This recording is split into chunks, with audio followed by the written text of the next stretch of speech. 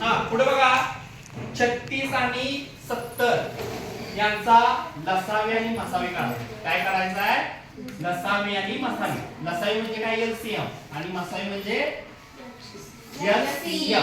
मसावी मध्ये काय असते तर सामायिक अवयवांचा गुणाकार असतो आणि लसावी मध्ये काय असते? सामायिक अवयव प्लस असामायिक अवयवांचा गुणाकार असतो. सुरुवातीला काय करायचं? 36 आणि 70 पाड्यात बसतात का? 36च्या पाड्यात 70 आहे का? नाही.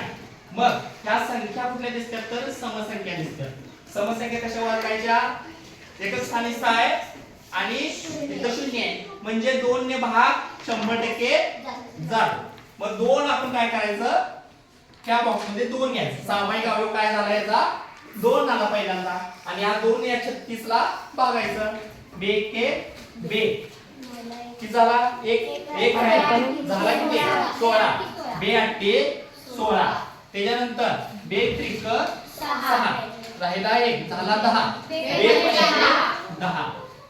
आता 18 आणि 35 18 आणि 35 18 ची दुप्पट किती होत्या?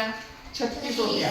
एक समसंख्या दिसायला लागली आणि एक विषम संख्या दिसायला लागली म्हणजे भाग जाणार नाही कशाने. एक समसंख्या दिसते आणि एक विषम संख्या दिसते म्हणजे सामायिक अवयव कुठला आला? 2. हा 2 म्हणजे काय असणार आपला? मसावी. डायरेक्ट लिहायचं मसावी काय आला? 2. आणि आता लसावी मध्ये काय येणार आहे? लसावी मध्ये काय येणार? 2. आता असामायिक अवयव कुठले आले? कोणते आले? 18 आणि 35 म्हणजे लसावीचा रूल काय आहे तर सामायिक अवयव आणि असामायिक अवयव या दोन्हीचा गुणाकार म्हणजे काय? लसावी. घ्या मग पहिल्यांदा मसावी घ्या. 2 गुणुले 18 आणि गुणुले 35 याचा गुणाकार करा. किती झाला बघा? 18 दुने 36. 36 गुणिले 35 किती आला गुणाकार? किती आला?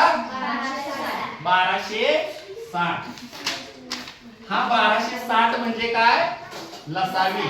अशा पद्धतीनं लसावी आणि मसावीची गणित आपण सोडवायची. चला